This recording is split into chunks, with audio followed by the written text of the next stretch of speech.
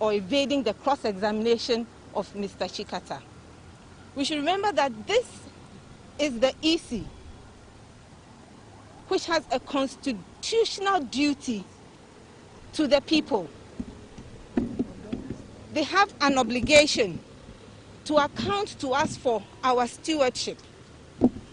And they say they are not going to take the witness stand. Well, tomorrow we'll see how our lordships will rule on this. And the issue was raised whether it's a human rights issue. I don't know. This is the EC chair, a body created by the Constitution, which has an obligation to account to us. They are obliged, they have a duty to respond to our questions. They cannot, EC cannot hide under human rights to say they are not going to respond to us. So I respectfully disagree with her ladyship when she said it is a human rights issue. It is not a human rights issue. They are obliged to respond to us. Thank you very much for this. I'd like to find out, you have closed your case today. You've closed your case today, having called 3 witnesses, Asidun Ketia, Roger Metal Nunu, and Mr. Michael Bessa White. Having listened to them give evidence, would you say that your case is still tight? You intended to call some more. You advertised for 5. And when you asked the court for an application to look at documents within the EC, you were shut down. You now have 3. Would you say that you have a stronger case still? Won't I say that? I couldn't hear. Your case is still strong? Yes, I think we still do. Because there is the issue of the declaration, which is why we are in court, where we stated clearly that even on the face of their own documents, nobody got 50 plus of the votes, of the valid votes. And in addition to that, as at now, the EC itself has come up with different figures. They are ever-changing figures. Which one is the valid votes, which is supposed to be used for the declaration? They haven't answered that question. Yes, Counsel, you have filed a petition making the point that no one got more than 50% of the votes cast. Each time your witnesses have been cross-examined, you've told us that you were satisfied with what has transpired. Should it not be in your interest that you've closed your case and the respondents you are seeking reliefs against are saying that, look, we don't intend to lead any evidence to show the contrary, that people had more than 50% of the votes cast? I mean, should that not be good news for you, actually? Let me say it's of concern to us, and that is why we are going to oppose the application tomorrow. Maybe closely linked to that, or following up on that, is a question of the relevance of that particular cross-examination to your case. The lead counsel for the Electoral Commission had made in his submission that indeed they are satisfied with what you have brought to court, and they think that the court can go ahead and make a determination without the benefit of the testimony and cross-examination of the returning officer. How crucial is this cross-examination to your case? First of all, if we did not have a case, then they should not have filed any answer. Then they should not have submitted any witness statements to the court. Each of the parties have submitted witness statements. But my major concern is with the EC. That is accountable to all of us. The EC cannot say that it will not respond to questions raised by a petitioner, by a candidate. One question that ran through the cross-examination is, with all the 3 witnesses you presented, is, do you have figures that shows that the second respondent did not get the figures, I mean the percentage that he had? That was one of the questions that ran through. I want to find out, you realize that, I mean, no figures have been provided by the witnesses and then the petitioner. Do you think with this, the court will grant your reliefs? Because the question that went through was, do you have figures that show that the second respondent did not get the percentage that he had? First of all, please go back to our reliefs. Go back to the declaration. Go back to the different figures that have been churned out by the EC. I keep answering this question. I've already answered it. That by the declaration, by the different figures that have been churned out by the EC after the declaration, it is obvious and it is clear that no candidate got 50% or more of the votes. As to whether, what was the question? I mean, with regard to our figures, that's irrelevant to the case. We've come with the EC's declaration itself. I have a question. How compulsory must Jean Mensah's cross-examination be for your case to succeed? In other words, is the success or otherwise of your case hinged solely on her cross-examination? And if that fails based on what the bench will rule tomorrow, would you then determine that you have a lost case because you are unable to cross-examine them? Of what you're saying. If the bench rules tomorrow that she should not be cross-examined, would that throw your case out of the window automatically? Well, first of all, we'll take it from there. We are going to argue whether or not the EC and the second respondent should take the witness box. Our view is that they have an answer there. They have submitted witness statements, and they ought to be cross-examined on those matters stated there, because that is what they are using to challenge our case. Yeah, but so my question is, yes, your argument has been put forth in the courtroom. Now the determination will be made by the bench tomorrow. Is the success or otherwise of your case hinged solely on this cross-examination? That's the question. You note that when you go to court, your case is not just based on your pleadings and your evidence. There is also an answer, and in this case, there's also a witness statement. And we think that it is important for us as petitioners to be able to cross-examine the EC in particular on the matters that she said.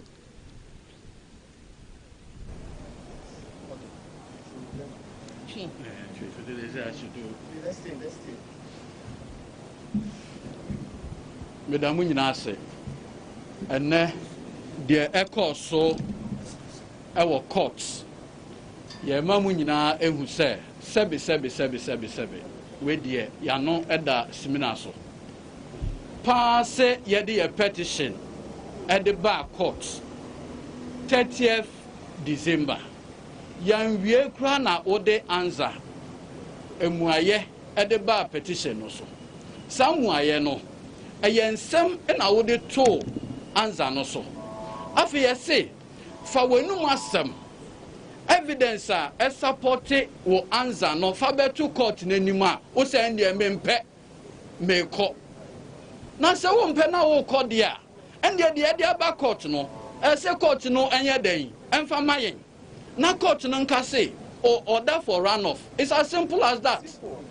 Where enya dia ye ni electoral commission ye ba be twentwen ho asem ye ne dia asem aba court say two candidates no obia bia ni ho a onya 50%.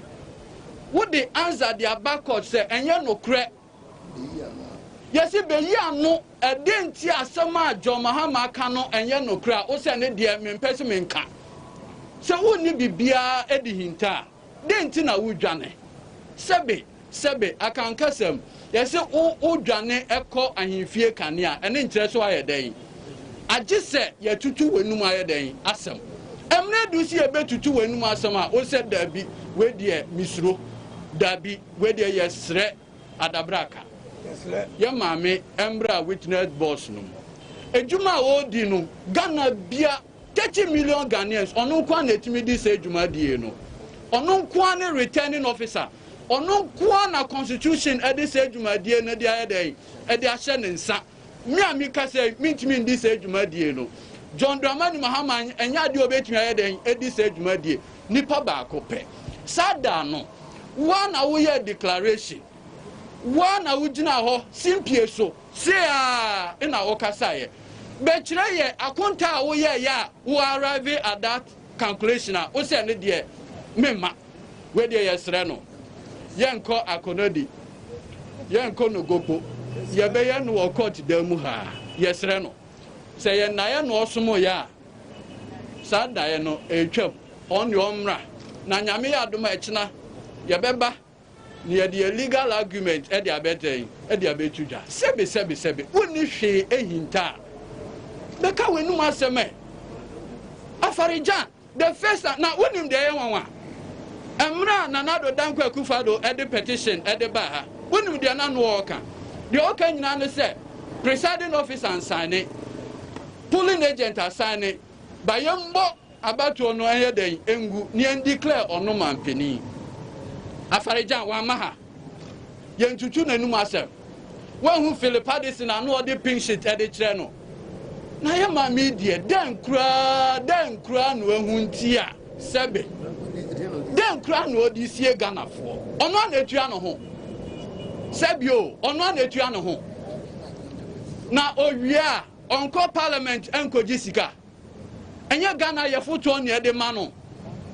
enti sebe ekwan be nsu na ogina ne a ose no de I mean look edwe bi ya ba ejuma a oyenum ye nyina esi ehu se dwe ahamanso ewo ne mre eye court da mu ne ewe ye nhwe akira de besi afọ de rojo metununu ebeye ne de sebe ye nyina ye den ye hwe ye omo ye ya so mema wa ye den wa contradict no ni nyina ye den anye ye bebi a wogina no hwa no ye den ogina in fact ebeba mu kra se emra mo lawyer ka say ndc ni bia mehunu na omo an eva mu si ye no ene ye hu se okra mo maneti wan hu de nyankopo eno no osuro say oba witness boss no mu a sanioma nyina ba bede di ana sebe ye nyina ye hu se eye Ghana ene ye som enye obi bia medama ase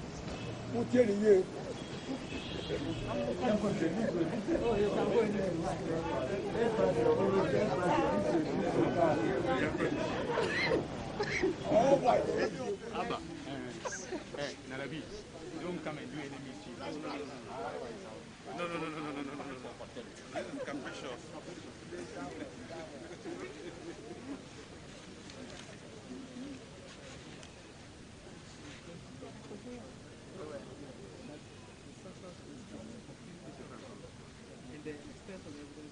Yes. No, they didn't bring it. Excuse me.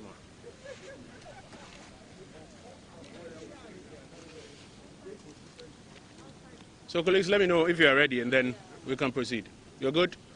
Good afternoon to you all, and thank you for joining us.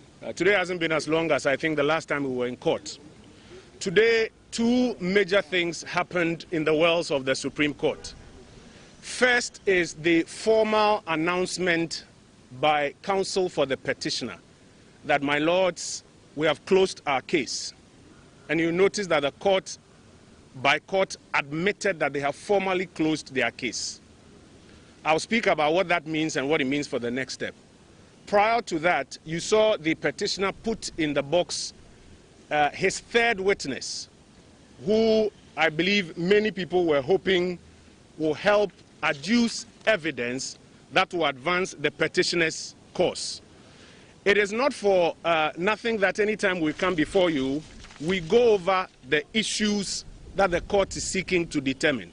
Because sometimes you may hear they are in court, they are in court, but the issues may get missing. So please permit me, when I repeat the issues, what the court is seeking to answer. The court, on the 20th of January 2021, after listening to the petition and the answers, and reading the memoranda of issues, set down the following issues for the determination of the petition. All of the conversation you hear going back and forth is about these issues. And the petitioner is being required to bring witnesses to adduce evidence to settle these issues. Issue number 2, because the first is an issue of law that the court will determine. Issue number 2, you're expecting that when witnesses mount the box, they will provide evidence to the effect that based on the data contained in the declaration by the first respondent of the second respondent as president-elect, nobody got 50%. You are expecting that when a witness mounts the box, the witness will provide evidence to the effect that the second respondent, if you include or exclude Techiman South, did not cross the constitutionally mandated threshold of 50% plus 1. You would expect that when a witness mounts the box, that witness is adducing evidence essentially that will prove that the declaration of the first respondent on the 9th of December was in violation of Article 63.3. Or at least you expect that what the petitioner has listed as errors in the petition, this witness will provide evidence that shows that these errors and these alleged vote padding affect the outcome of the presidential election 2020. So far, we have seen the petitioner put 3 witnesses in the box, and we are of the view that the court will do a good job in determining whether or not these witnesses have provided any evidence that supports the petition and these issues that the court is seeking to determine. Now, it is upon the completion of this, and note that the petitioner advertised 5 witnesses and ended up calling 3. It is upon the completion of that the petitioner has now announced to the court that this is all that the case is about. And you heard Mr. Chikata say, "My lords, our case is closed." And His Lordship, the Chief Justice, say, "By court, the petitioner's case is closed." If we were in a criminal trial, what will happen now is that the court will have to determine whether or not a substantive case has been made, in which case the defendant or the defense may now raise an argument that maybe no case has even been made. So I don't even need to bother raising a defense in the first place. In a civil process, there are similar remedies. What you noticed happened, which is the second matter I'll speak about, is counsel for the first petitioner announced to the court that the evidence, counsel for the first respondent, I beg your pardon, announced to the court that the evidence that the petitioner has provided is enough, and the cross-examination that has taken place is enough, and that the first respondent does not intend to call witnesses to adduce evidence, any further evidence before the court. And counsel on the side of the second respondent has advertised same, because by now, whatever evidence that the petitioner has put before the court, once the case is closed, it is believed that they have brought all their evidence and they have made such a strong case. And so it should actually be to the disadvantage of the respondents if they say that they don't even intend to call witnesses to adduce evidence. But you notice that the petitioners are not too happy about it. They want literally to compel the respondents to bring in witnesses to, I don't know, adduce some evidence that may help the petitioner in his cause. The court has adjourned, as you heard, to tomorrow morning, and we'll listen to the legal arguments on both sides. We are very, very happy, extremely happy that the petitioner has come to the end of his case and has adduced all the evidence that he has. Evidence which is supposed to prove that nobody got 50%, that whether or not you add Techiman South, the winner will change, that Article 63.3 has been breached. This is all the evidence that they have, which they have made available. And we'll hear what the court says tomorrow as it proceeds to deal with the matter. Yes, sir. Okay, thank you very much. You have said 10 times that you intend bringing at least Mr. McMillan to testify. I know you're not responsible for the first petitioner's witness. They have said categorically that they will not present her to testify. But why has the narrative changed? At least we know that Mr. McMillan was going to be in the witness box. Thank you very much. I want you to go back and play the tapes of our press briefings here. the narrative has not changed. We have always insisted that the onus of proof lies on the petitioner. Sections 14, 17 of the Evidence Act are very clear. He who alleges must prove. You have told your supporters across the country that you won and that they should get on the streets. People died. People got injured. People got involved in infractions with the police and got arrested because you told them you won. When you came to court, you abandoned that and said, nobody won. And the court has invited you to prove. We have always maintained that we are waiting for their witnesses who will adduce evidence to prove that at least their second argument that nobody won is true. And we have always maintained that Chairman McMahon is ready on standby, that when they prove this and it becomes necessary for us to go into the box and prove that what they are saying is not true, because they would have made a preliminary case, we'll do so. You have seen their three witnesses. The court has seen them. The whole country has been watching.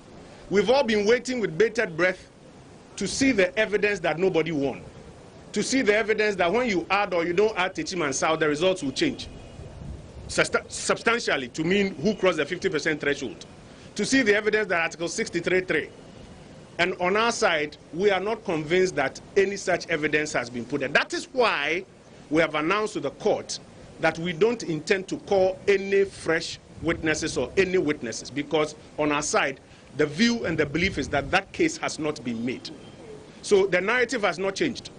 The whole country has been waiting. All the NDC supporters, I'm sure, have been glued to their TV, waiting to see their officials prove that nobody got 50%, or that at least the first argument holds true.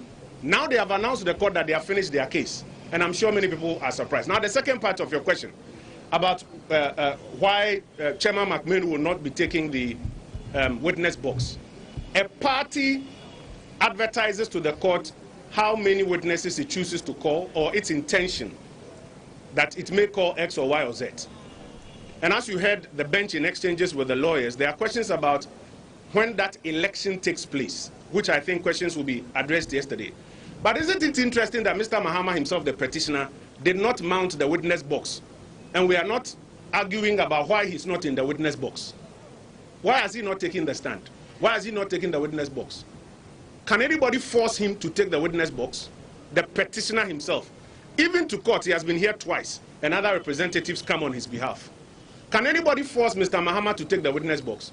Can anybody force the other two witnesses of the NDC that by force they should get into the box? So if you're asking about Chairman McManu's or the announcement that we will not be putting anybody in the box, as I've mentioned, it is because our lawyers are of the view that that basic threshold has not been met. They have not adduced any. I don't know if you have seen evidence that shows that nobody won the election, or that 63. This is what they told the country. This is what they told the court subsequently when they came. And our lawyers are of the view that that hasn't happened. That is why nobody will be bothering to take the stand. And tomorrow they will advance legal arguments to that effect. But if your question is about why he isn't taking the stand, maybe we should ask why Mr. Mahama is not taking the witness box as well, and why they are not bringing the other two. Yes, sir. Counsel, if it happens that tomorrow, we don't know, the justices agree on the other side that the witness, the EC chairperson, should stand in the box, are you going to call Mr. McMahon eventually? The calling of Mr. McMahon is very different from the EC's posture. Mr. McMahon is representative, or is a witness for the second respondent. We are of the view that the petitioner has not crossed that threshold, and that's why we have announced to the court that we will not be calling Mr. McMahon to bother to even give any evidence, because no substantial case has been made. That is the opinion of our lawyers. Now, should the EC change its mind, or should the bench decide that the EC should go in and answer, it has nothing to do with our side. We have made a case, the court will make a determination on whether or not we should be forced to put a witness in the box when we are of the view, and the evidence, I think as has been seen by many, is in question about whether or not they have made a case as they had advertised earlier. Yes, sir. All right, sir. I believe that this is in the interest of all Ghanaians, and irrespective of the fact that this is between the petitioner and the Electoral Commission and Nana Akufo-Addo, Ghanaians are also expecting an answer from us. And so I'm asking that why don't the second and first respondent allow EC to step into the box so that he will clarify some notions made in some heads of some people? Yeah, I think that's a very good question. Last time you raised a similar question, I made the point that this is a court of law, not the court of public opinion. This is, with the greatest of respect, this is not the Public Accounts Committee of Parliament that the EC must give us some answers. This is not budget hearing of Parliament that the EC must come and justify its budget. You have come to court with a specific petition, and the onus of proof is on you to show to the court that this is the basic case, and therefore somebody has a question to answer. Where you have not met that threshold, you cannot resort to what I keep telling you are propaganda answers. That when you lose the legal battle, then you resort to propaganda questions and answers. That, you know, it's in the interest of all Ghanaians, and so why there is no. And let me also make a distinction. In the 2013 election petition, the Electoral Commission mounted the witness box. Why?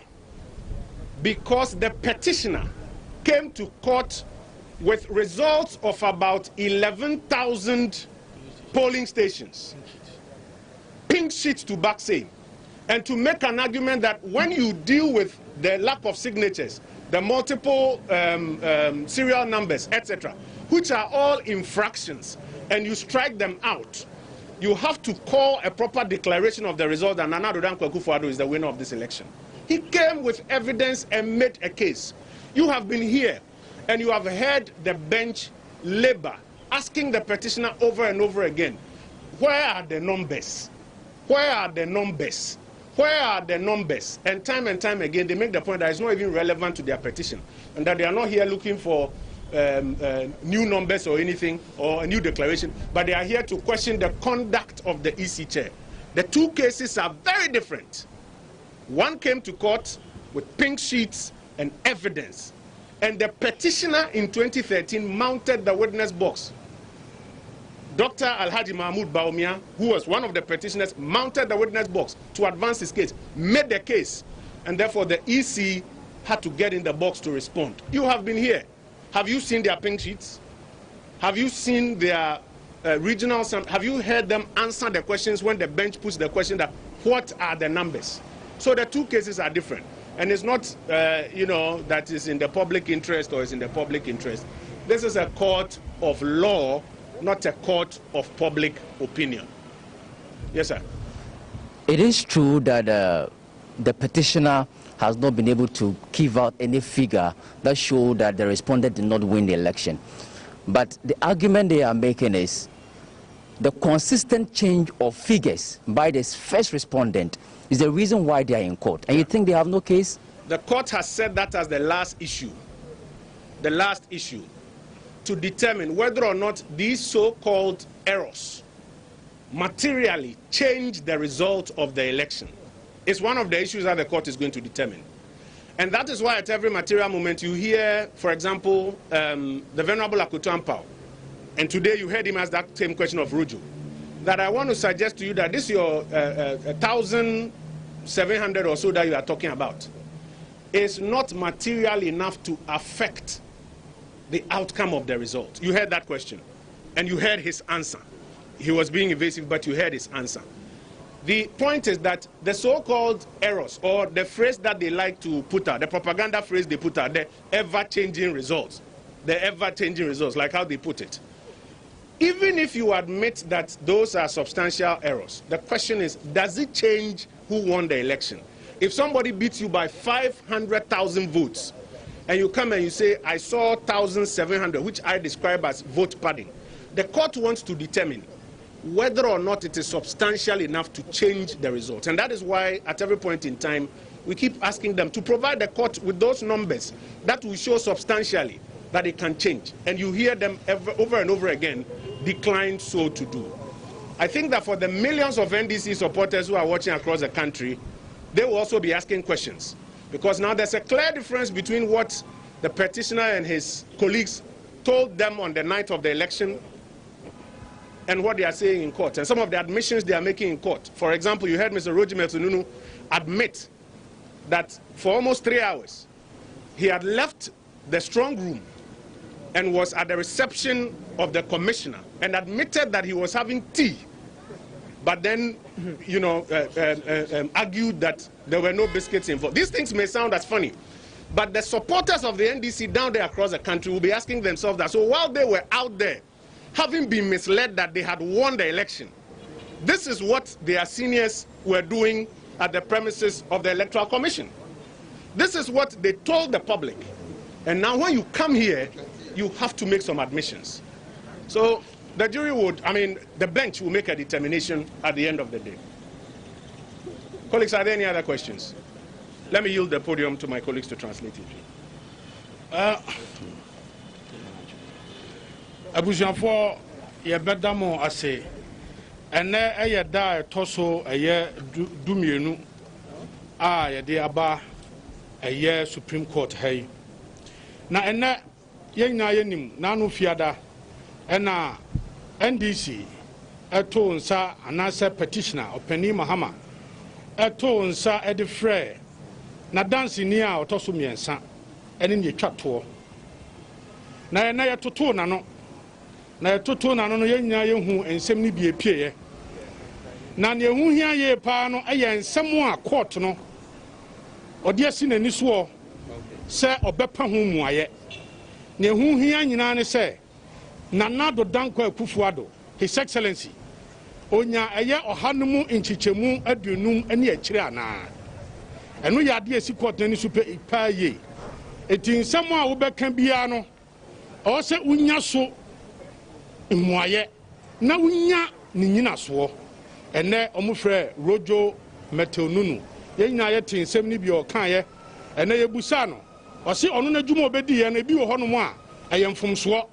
Ordne sa shakra tase ukobusa na osi eyemfomso na oyeye ebi wo honso a osi oyeye sanse na ompese obeye akwansidie ede ama Electoral Commission we nyina no eye nsem a otimi se na ensisi so afa kra de osi isi epamo no efri dem honom eno ye ene ade ba ko ebeto dwa na yehu se no nso no ensisi so ebiem ade ba ko osa kan ye krampa admit here Electoral Commission ema accreditation obia enan o it is bibi kramposi na empanifo mienu se mo kɔ ba bia eye mienu na aka akire no awose nkomutimi ginam we ye hu ne saa obusa no so a onya anu ye mfama ne ebusa ne se donhwere eye miensa a ukodi wo ye oba pani Jane Mensa office na ote ho no mo nipa ye de wakɔ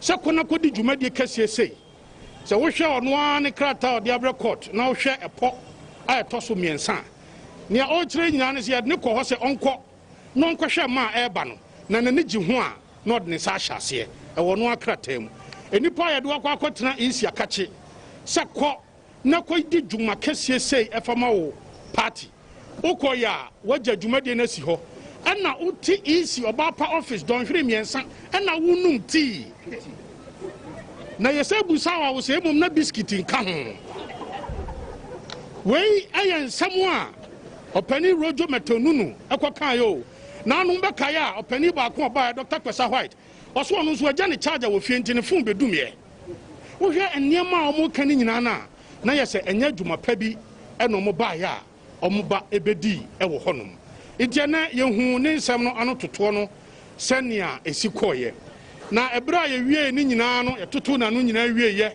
isi ewie ne de opani akotampa wie ne de ena isi ede tu dwa se wo hwe emranim na wo hwe eye order 36 SCI 47 no 36 rule 4 na o kinkan ho bana senia o matie eye opani asiedu nketia o matie na no asem na ometie eye Dr. Kwesa White no asem na omasa tie eye opani Robert Joseph Metonunu ometie na no asem ne no dabi ehu hia kra se omasem no ko mbedi adanse bia biem sansa nsem ni nyina so no omantimi amfa nyina so bia no ama ena opani chatu se dabi se ne tie bia no o se frɛ no na yede ne ba ɛhɔ ena court edi aba bedru na wotie nsɛm no bi a yɛnnua no mandisifoɔ ka ɔmo se deɛ bɛn na ɔbaa pa esi ɔdwane afiri sɛ ɔbɛgyina adaka mu abusuafoɔ mo so abusa mo ho sɛ ɛdeɛ bɛɛ pa na former president Mahama wosi awia wo na wosi wadi nkunim afei bɛwie court deɛ wosi da bi obi ani nkunim yɛnsa nkɔtɔ ɔba no foforɔ abusuafoɔ yɛnso yɛmusa former president Mahama sɛ wa wode w'asɛm aba court wɔbɔ kɔ adu na wɔamfa nyinasoɔ bi ama no adɛn na wodeɛ wɔambɛtena box no amea ntoto wa no abusua aha yɛde mmara ɛna yɛ adwuma ɛnwanwa wobɛkae a 2013 ɛno nso ɔmo de ka ho asɛm sɛ 2013 ɛyɛ Dr. Farijan ɛtena adaka mu ɛyɛ nokorɛ Dr. Farijan tena adaka mu san sɛ ɛnyinasoɔ a yɛde baeɛ no na ɛmu pi yɛba ansa kora ne yɛba ne yɛde 6,000 pink sheet na aba yɛdi asɛm ne kɔ so no ne yɛsade another 12,000 ɛpem sia ɛne ɛpem edu mmienu kɔ n'akyi mu enti abusuafoɔ yɛn yɛde nyinasoɔ de ba enti na ɛho bɛhia sɛ Dr. Farijan ɔbɛtena adaka mu na yɛdoso no ɛnɛ yi mu busa mo ho sɛ a judges from mpanimfoɔ kura busa NDC foɔ sɛ na mo nyinasoɔ wɔ here my lord I have not brought that figure to court mamfa saa nkuntabuo na ama court ɛman dodoɔ sɛn na mo candidate ni nyaa I have not brought that figure to court yɛmfa saa ama no ama court dem ha sɛ na ɛka me akɔyɛ sɛ nyinasoɔ bi ani sɛ mo ɛka nim enti wei ɛne baabi a ɛnɛ yɛbɛduru yɛ na nyame yɛ adom a ɔkyena court ɛbɛsa atena se na nsɛm a yɛka no ebiem yɛn so ɛyɛ ɔpani akotampaw wadi kan da na di sɛ ɛnya adeɛ a ɔno nso no ne witness kɔ bɛfrɛ no san sɛ ɛyɛ ɔmo de asɛm bɛto court no ɔmo nhyɛ damfa asɛm kɛseɛ bia no ɛmba mbɛto dwa enti mɛsrɛm ebiem ɔmo kra de ɔmo saa de hyɛ ɔmo kra tɛmu kra sɛ ɔmo bɛfrɛ adansefoɔ enum ɛbɛwie akyire no ɛnɛ ɔmo akɔlɔsi ɔmo case kyɛ sɛ ɔmo asɛm ankasa a ɔmo de baeɛ ɔmo kɔ adu ɔmo de baeɛ no ɔmo nsɛm nya no ɔmo atoma no mu to awie ɔmo awie ɔmo wie adansefoɔ mmiɛnsa pɛ no ɔmo frɛ mo obi ahyɛ ɔmo keten sɛ ɔmo nkɔfrɛ tu na aka no mmara mmienu na aka akyire no ɔmo nkɔfa mmara na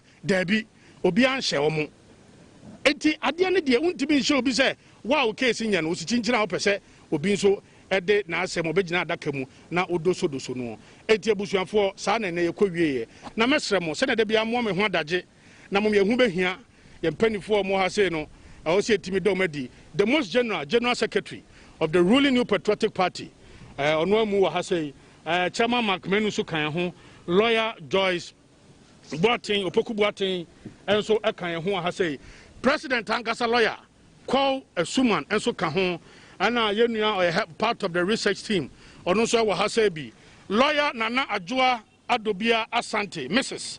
ɛnso ɛwɔ ha ɛna yɛayɛ minister designate information Kwadwo Ponkruma ɛna yɛnua ba ɛyɛ deputy director at the communication presidency ɛnso ɛwɔ ha sei ɛna ebiem yɛnua baako lawyer Patriot Faisal ɔno nso egyina mu dende ma yɛ lawyer for lawyer Kotampao lawyer Frank Davis lawyer Dapa Ado lawyer Yaw Opon lawyer Kwaku Esrifi lawyer Sheila Minkapremo lawyer Victoria Bath lawyer Ochre Ejekum lawyer Ernest Owusu Dapa ɛna K Amoa lawyer ɔmo nyinaa ɛbɔ yɛ chidom nyame nhyira mo nyame yɛ adom a yɛsa bɛhyia ɔkyena na yakɔ so yɛdi edwuma mede nyame gya mo.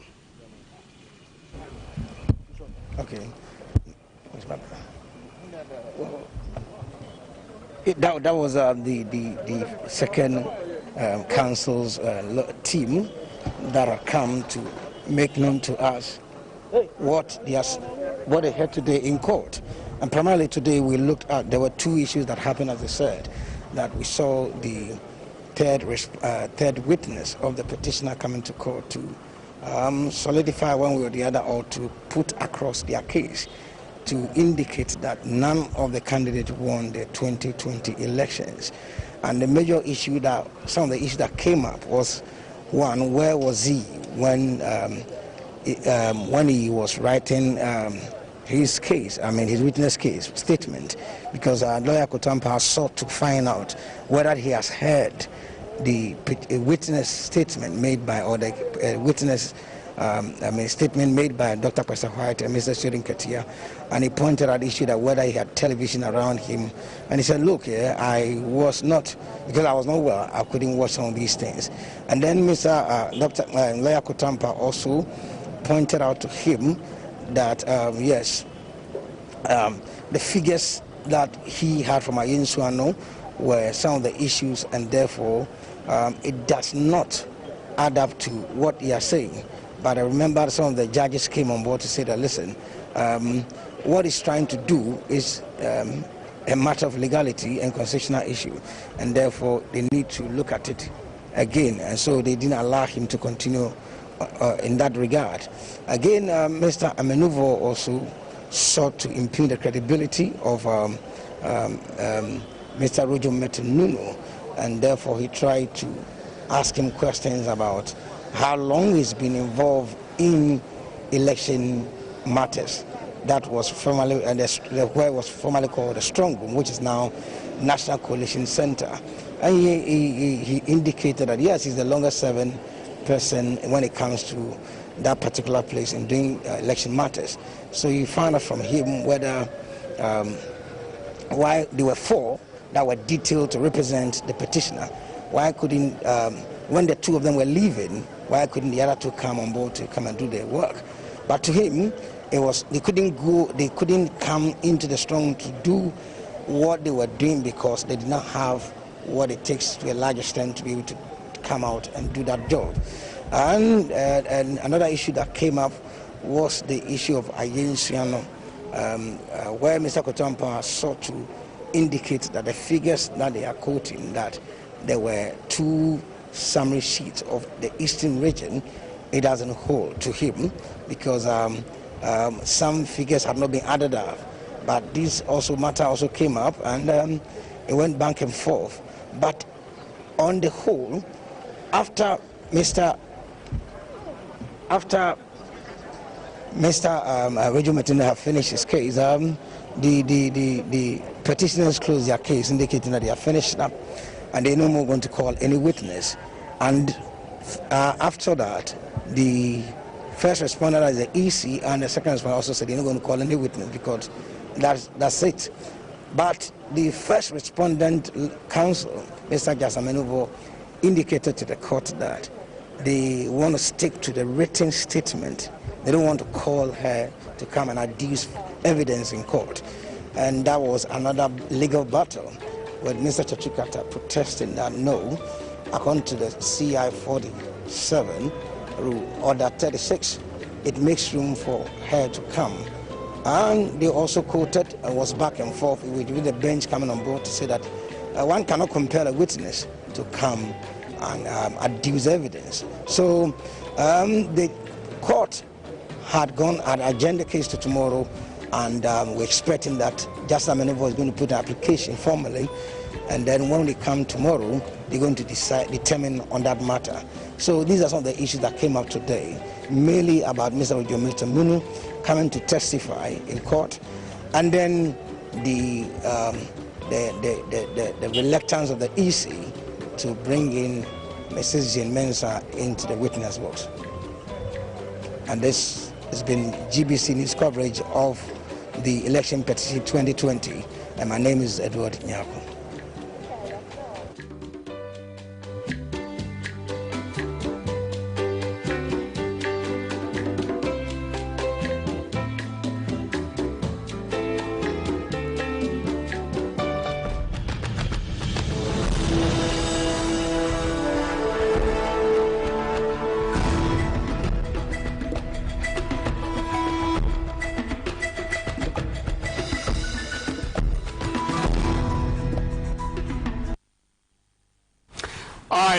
Welcome back, and that was what happened at the Supreme Court. To give us further understanding of some of the issues and try as much as possible not to go into the things that actually happened during the concluding part of the proceedings has got to do with a closing of case when the petitioner said that they've closed their case because after they've just given 3 witnesses. The first respondent said that same. The second respondent also said same. What does it mean? They will give it tomorrow for some bit of legal argument. But we'll go back to our usual resource person who's joined us, Dr. Kwekwajiman Budu, who is a law lecturer, head of law centers and of the Gimpa Faculty of Law. Doc, good afternoon to you. Hello, Doc. Yes, good afternoon once again. I can hear you. Yes, I'm glad that some of the things we talked about earlier before we went in for the second time actually played out. I'm so glad that some of the things we talked about actually played out. Yes. Yes. Help us to understand, first of all, the whole idea of closing a case.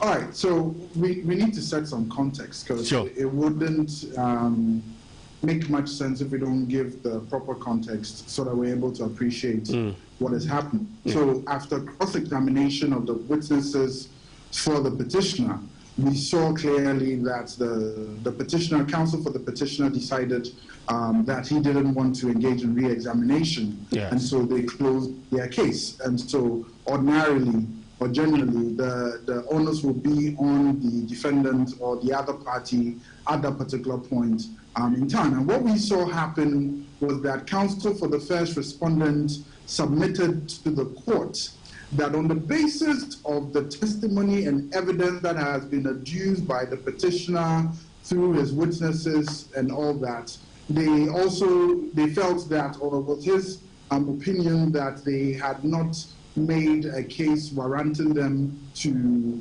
open their defense or anything of that sort. And we need to understand that in so doing, he relies on the High Court Civil Procedure Rule CI 47, as well as the High Court Civil Procedure Amendment Rule CI 87.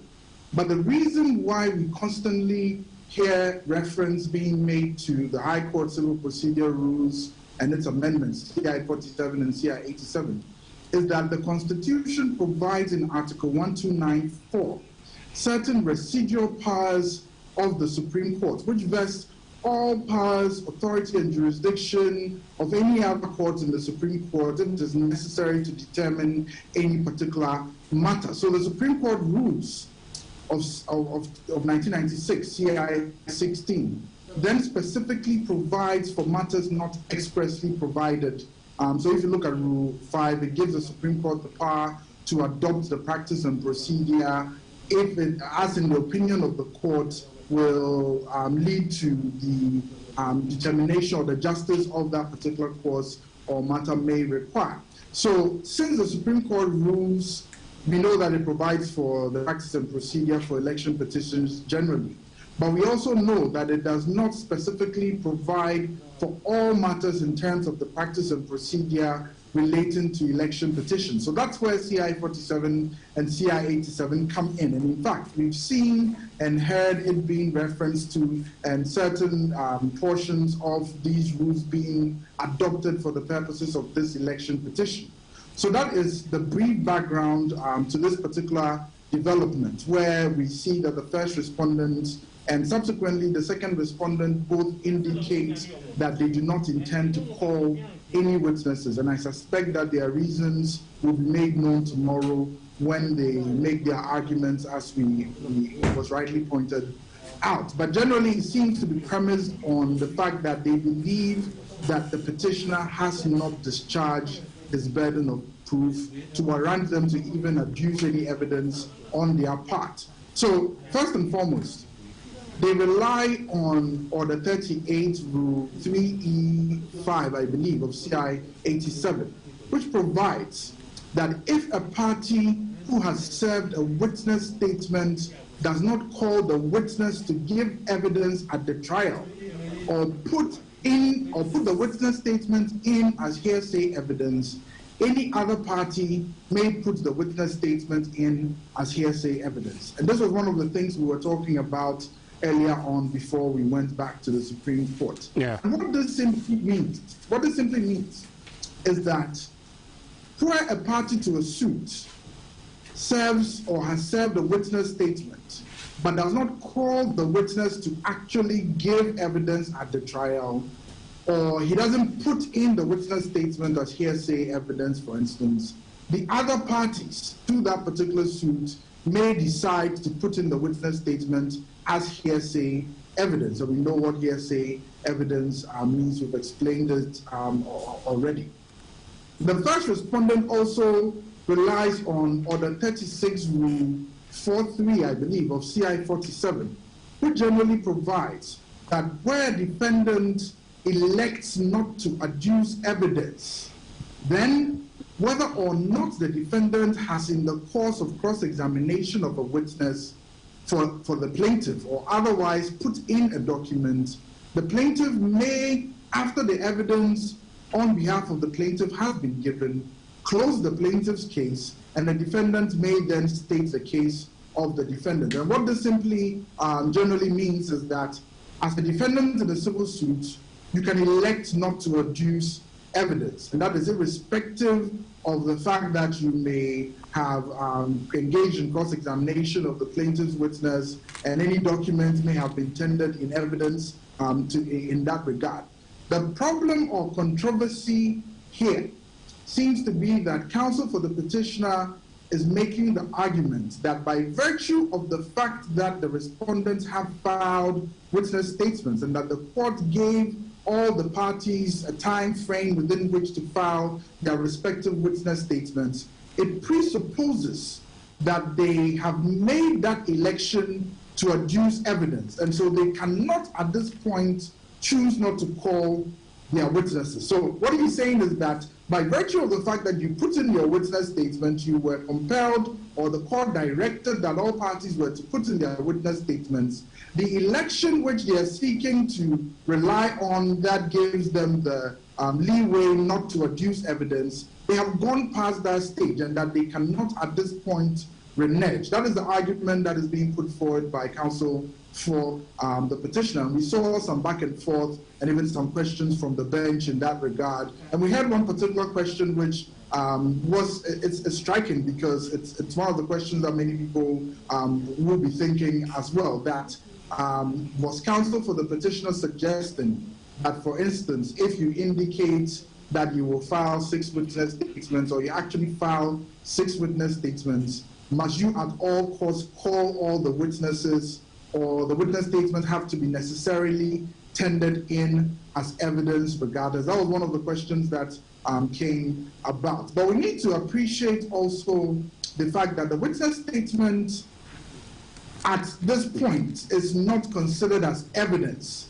unless it has been adopted as such, whereupon the witness in question will then be cross-examined by the other party. So to the extent that the witness statement has not been put in evidence, it cannot be deemed to be evidence because it's not in evidence yet. And that's one of the things that we also had. So these seem to be somewhat quite complicated issues, depending on how you look at the arguments that are being made by both parties. But I believe that they will make their arguments properly tomorrow, and the court will have the opportunity to subsequently rule on that particular situation so that the case can proceed. So generally speaking, these are matters that have been ongoing that we've witnessed today. Well, since we'll be having a legal argument tomorrow, we'll leave some of the issues out. But just quick follow-up. You talked about the witness statement not being in evidence yet. How will the witness statement be in evidence? Like we've seen being exhibited in this particular case and in these proceedings, before the witness statement is adopted, we see that counsel for the party, and in this case the petitioner who's calling a witness, the witness is called, sworn in, but you realize that sometimes counsel for the other side takes objections or makes some submissions in relation to certain statements in the witness statement which they object to. And the court gives its ruling in that regard and sometimes strikes out some of those paragraphs for specific reasons. So it is after that is done, then the witness statement can be deemed to have been adopted. It's adopted, and then we can proceed to the next stage, which is cross-examination. But I need to repeat the fact that the witness statement is the evidence in chief of the witness. And what that means is that ordinarily, before we adopted witness statements, or before CI 87, for instance, introduced witness statements in the proceedings of the High Court, generally speaking, a witness, when he or she is called by a party, will be made to give his evidence in chief. And what the evidence in chief is that the lawyer for the party who has called that witness will ask that witness certain questions to allow the witness to give his testimony. So it is in lieu of that actual giving of the testimony in court that the witness statement serves that purpose. So when the witness statement is adopted, it is deemed as the evidence in chief of that particular witness, whereupon we can move on to the next stage, which is cross-examination by the other party who did not call the witness. So it is when the witness statement is adopted, when the objections are taken and they are ruled and everybody is okay in their minds that the testimony can stand as it is. It will be adopted as the evidence in chief of that particular witness, and then we will proceed to cross-examination and subsequently re-examination if need be. All right, so to get things clear, as we speak, and per what has happened so far, yes, we're waiting for the legal argument tomorrow, we can say that the first respondent has no evidence so far, but has been adopted. So the witness statements of the first respondent, that is, I believe, a witness statement that they were directed to. They filed a witness statement which was, I think, written by the chairperson of the EC, yes, Mrs. Jean Mensah. But it is not yet in evidence. If you remember, one of the exchanges that went on in earlier proceedings was when the counsel for, I believe, either the first or second respondent sought to introduce some evidence, for instance, in the playing of the video, for instance, which included, I think, it was a testimony of the first witness of the petitioner, Johnson Asiedu Nketia. There were some objections taken to the fact that the counsel for the petitioner or the petitioner had no problem if the video was being played to impugn or try to impeach the credibility of the witness. But to the effect that the video is the respondent are trying to tender in the video through as evidence through a witness who is not their witness, then they objected to, because the rules do not necessarily allow for that. So the witness statement is the evidence, or is supposed to be the evidence of a particular party, but for so long as it has not been adopted, it is not deemed to be evidence. And we heard some of the judges clearly pointing this out to counsel for the petitioner, and I believe tomorrow the arguments will elaborate and will expand on some of these points as well. And there was one thing I also noticed, that before an evidence will be adopted, it needs to be adopted through a witness of a party. Let's say if the petitioner wants an evidence to be adopted, the petitioner will use his witness to adopt that evidence in. Because there was a point where the second respondent wanted an evidence through the witness of the petition, which the counsel for the petitioner did not allow that to happen. So in this case, we mean that for the evidence to be adopted, it needs the witness in the box to adopt that means. That's what it means, right? Generally, because the witness is there to provide testimony, and the testimony is his evidence. That's why it's referred to as evidence in chief. Okay. And in giving the testimony, he's testifying to support the party that has called him to so testify. And in giving the testimony, he may then introduce, or there can be the introduction of specific types of evidence, including documentary or electronic evidence, for instance. So if the petitioner, if the party, a witness, is testifying, and in his testimony he talks about the fact that there was a recording or a video recording of some particular incident that he took or that he has personal knowledge of and all that, they can seek to introduce that recording at that particular point in time, and it will be clearly marked, that is, if no objections are taken and subject to the admissibility and relevancy of that particular evidence, it will be tendered in, it will be adopted and marked as exhibit so and so, depending on the party that is tendering that particular piece of evidence in. So generally speaking, that's what the position is. Also remember when the counsel for the petitioner had those interrogatories, the questions to ask the Electoral Commission, the objections raised by both sides, the first respondent and second respondent, among the objections, one of such is that we could have the opportunity to even cross-examine the first respondent's witness when the opportunity even comes. And if you read the reasons given by the justices, one of them, among other reasons, also suggested same. Did this move by the first respondent really come as a surprise to all? I don't think the ruling of the courts, well, I may be wrong, but I don't remember there were other where the court said that they could cross-examine them upon. That was an argument that was made. But as to whether the court said that in the ruling, I'm not quite certain that was said. But I believe the point that the question that you're trying to ask is that there seemed to be the argument earlier on that the interrogatories, that they could cross-examine the parties or the EC chairperson, that's the one who had filed a witness statement. Those specific questions could be put to that person during cross-examination. And you remember that there was a counter-argument to the effect that when the whole application for the interrogatories was ongoing, that there's nothing to even suggest that counsel for the petitioner or the petitioner generally will accept the answers that will be given, assuming the interrogatories, the application was granted, will accept it and not still push through if it came to cross-examination and all those kinds of things. But the critical point where we are at this point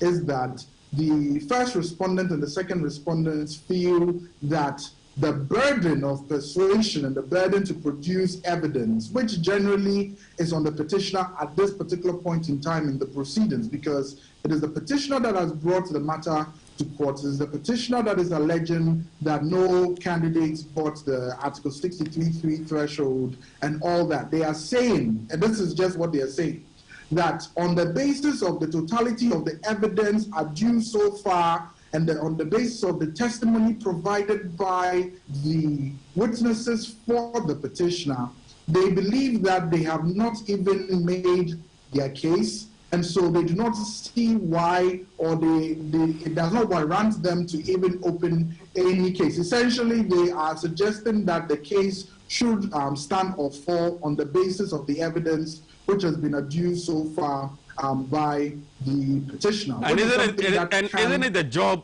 job of the court to determine that one?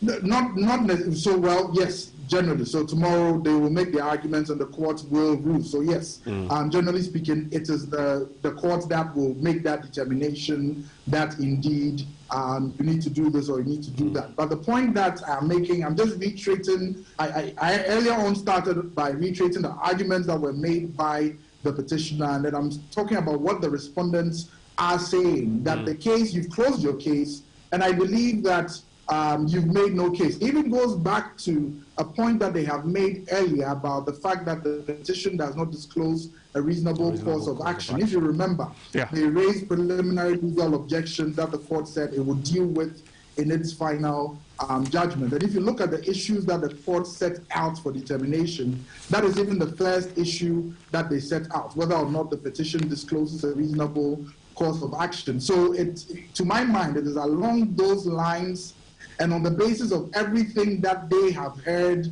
and the evidence that has been adduced, that they believe that they don't need to call any witness, and they are grounding this on the law, the CI 87, which provides that they need not necessarily call in a witness, even though the witness may have filed a witness statement. They need not call that person to give oral testimony. Okay. But there are consequences in the sense that any other party, that is in this instance the petitioner, can then decide, or a plaintiff in a civil case, let me just leave it at that, can then decide to put in that witness statement, but it will be treated as hearsay evidence because that witness will not be available or will not be called to actually testify in court. So those are the issues that, generally speaking, like you're saying, the court will rule on it tomorrow, but it's grounded on these provisions. And we saw counsel for the petitioner also argue on the basis of those same provisions that he does not believe that on the basis of the provisions in particular, or the 36 Rule 4.3, I believe, that the election, they've gone past the election stage, and that the fact that you filed the witness statement suggests that you elected to adduce evidence, and you cannot at this point retreat. So those are the two sides of the arguments, which seem to all be grounded in the provisions of the law. So we will wait for the judges to make their determination on the basis of the arguments that will be made tomorrow. All right, we'll leave it here, Doc. Thank you very much. And we'll continue our conversation, God willing, tomorrow. Thank you. We just heard from Dr. Kwekwajiman Budu. He's a law lecturer, the head of Law Center's Gimpa Faculty of Law. He joined us for us to talk about what happened in court. And tomorrow they're going to present legal arguments. An interesting twist, though, that happened in Supreme Court tomorrow. If you want to know exactly what's going to happen tomorrow, join us at 9 for further discussion. And at 9:30, we'll take you back into the Supreme Court. My name is George Sapo. On behalf of the entire production crew, thanks a lot for joining us on television, on radio,